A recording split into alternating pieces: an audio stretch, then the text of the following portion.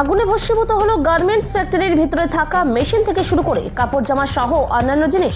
দিনহাটা 2 ব্লকের বামনহাট এক গ্রাম পঞ্চায়েতের অন্তর্গত দুর্গানগর এলাকায় শুক্রবার গভীর রাতে ঘটনা ঘটে। আগুনে ফ্যাক্টরির ভিতরে থাকা মেশিনপত্র ছাড়াও অন্যান্য সব জিনিসপত্র পুড়ে যায়। ক্ষতির পরিমাণ বেশ কয়েক লক্ষ টাকা বলে জানা গিয়েছে। আগুন লাগার খবর পেয়ে দ্রুত সেখানে পৌঁছায় সাহেবগঞ্জ থানার পুলিশ। এরপর দিনহাটা থেকে দমকলের একটি ইঞ্জিন সেখানে পৌঁছায়। বেশ কিছুক্ষণ চেষ্টার পর আগুন নিয়ন্ত্রণে আনে। জানা গিয়েছে অন্যান্য দিনের মতো এদিন রাতেও ফ্যাক্টরির মালিক ঘর বন্ধ করে বাড়িতে গিয়েছিলেন রাতের খাবার খেতে। কিছুক্ষণ পরে স্থানীয় এলাকার বাসিন্দারা আগুন দেখতে পায়। তাদের চিৎকার শুনতে পেয়ে ছুটে এসে দেখেন তার ফ্যাক্টরি ঘরে দাউ দাউ করে আগুন জ্বলছে। স্থানীয়দের সহযোগিতায় দমকল কর্মীদের দীর্ঘক্ষণের প্রচেষ্টায় আগুন নিয়ন্ত্রণে আনতে সক্ষম হন দমকল কর্মীরা, কিন্তু দুর্ভাগ্যবশত ফ্যাক্টরির কোনো কিছুই অবশিষ্ট ছিল না। গার্মেন্টসের মালিক মমিনুর মিয়া কি বলছেন শুনে নেব। কোচবিহার থেকে সুমন মণ্ডলের রিপোর্ট, বিগ নিউজ বাংলা।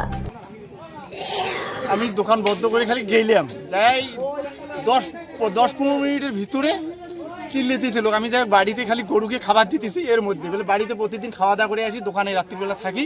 আচ্ছা আচ্ছা, ওই জন্য খাইতে গেছিলাম। আচ্ছা, কটা নাগাদ তখন কটা বাজে টাইম আনুমানিক? এই 9টা বাজে। 9টা। মানে 9টার দিকে আপনি দোকান বন্ধ করে বাড়িতে আসছেন? 9টার দিকেই বন্ধ করে খালি বাড়ি গেছিলাম। দোকান থেকে বাড়ির দূরত্ব কতটুকু? 2 মিনিটের রাস্তা। 2 মিনিটও লাগে না। 100 মিটার। তারপরে রাস্তা থেকে চিৎকার চেঁচামেচি শুনে আসলেন? চিৎকার চেঁচামেচি শুনে তুরন্ত চলে এসে দেখে আমার কপাল পুড়ে গেল সব। কি ছিল দাদা? আমার অনেক টাকার মাল ছিল দাদা, মেশিন ছিল কয়েকটা।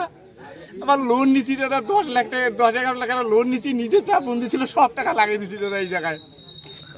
অনেক টাকা ছিল দাদা, কত টাকা ছিল আমি সঠিক বলতে পারবো না। 10-11 টাকা লোনে নিচ্ছি দাদা। কিসের ব্যবসা ছিল দাদা? আমার গার্মেন্টস নামে এটা চলাই, আমি কাজ করাই লোকের দ্বারাই। মানে সব কাপড় চোপড়ের? সব কাপড়ের, স্রেফ কাপড়, অন্য কিচ্ছু নাই, স্রেফ কাপড়।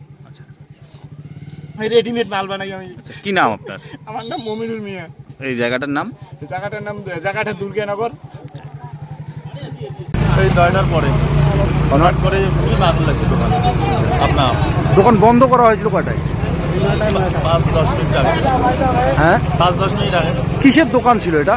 গার্মেন্টসের দোকান, কাপড়ের দোকান। কাপড়ের দোকান। সেলাই মেশিন টেশিন অনেক ছিল। সমস্ত যেটা জানা গেল যে সমস্ত মেশিনই নাকি ইলেকট্রিক দ্বারা পরিচালিত মেশিন, এই ধরনের ইয়ে ছিল। 5-6 লাখ টাকা। আচ্ছা, কি মনে হয় কিসের থেকে লাগতে পারে এই আগুন?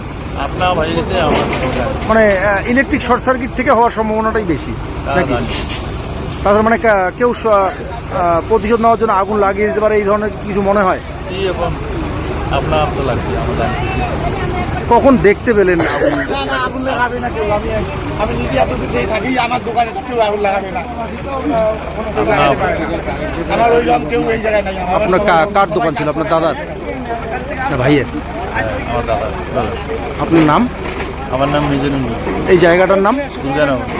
কোন গ্রাম পঞ্চায়েতে পড়ে এটা? দুর্গানগর 1। মানে বিশ্বজিৎ দাস।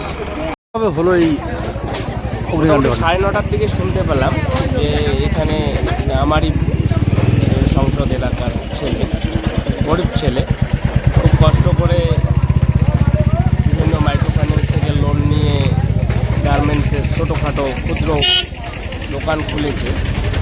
অনেকগুলো ইলেকট্রনিক মেশিনও আছে। এবার হঠাৎ করে সেখানে আগুন লেগে যায়। পরবর্তীতে ফায়ার ব্রিগেডকে খবর দেওয়া হয়, ইলেকট্রিক অফিসে খবর দেওয়া হয়, তারা মোটামুটি পরিষেবা দিল, দ্রুত আসে। কিন্তু ছেলেটার খুব ক্ষতি হয়ে গেল। এখানে সাধারণ মানুষ একটা বিষয়ে ক্ষোভ দেখালেন, সেটা হচ্ছে যে ফায়ার ব্রিগেডকে কল করার অনেক পরে, প্রায় 1 ঘন্টাখানেক পরে ফায়ার ব্রিগেড এলাকায় এসে পৌঁছেছে। কি বলবেন এই বিষয়ে? মোটামুটিভাবে এখনও অনেকেই ফায়ার ব্রিগেডের অফিসারের সঙ্গে কথা বললাম, উনি বললো যে অনেকেই নাম্বারটা জানে না, যে নাম্বারটা সেই নাম্বারটা নেওয়া হলো। আবার দ্বিতীয়ত কথা হচ্ছে, যেহেতু বামনহাট বা তার আশেপাশের এরিয়ার থেকে দিনহাটা ফায়ার স্টেশনের দূরত্ব প্রায় 18 কিলোমিটারের মতো।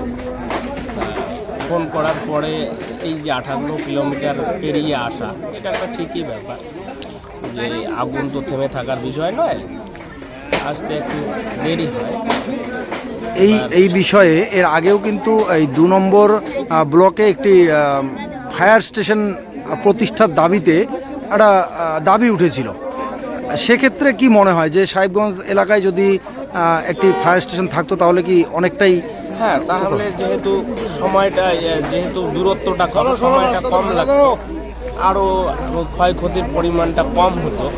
এটা জনস্বার্থের দাবি, আমাদের সরকার যাতে তাড়াতাড়ি করতে পারে, করলে খুব ভালো হয়। মানে একজন গ্রাম পঞ্চায়েত সদস্য হিসেবে আপনিও চাচ্ছেন যে দিনাটা 2 নং ব্লকে একটি ফায়ার স্টেশন তৈরি করা হোক। হ্যাঁ, আপনার পরিচয়? বিশ্বজিৎ দাস, 52 এক নং জিপির মেম্বার।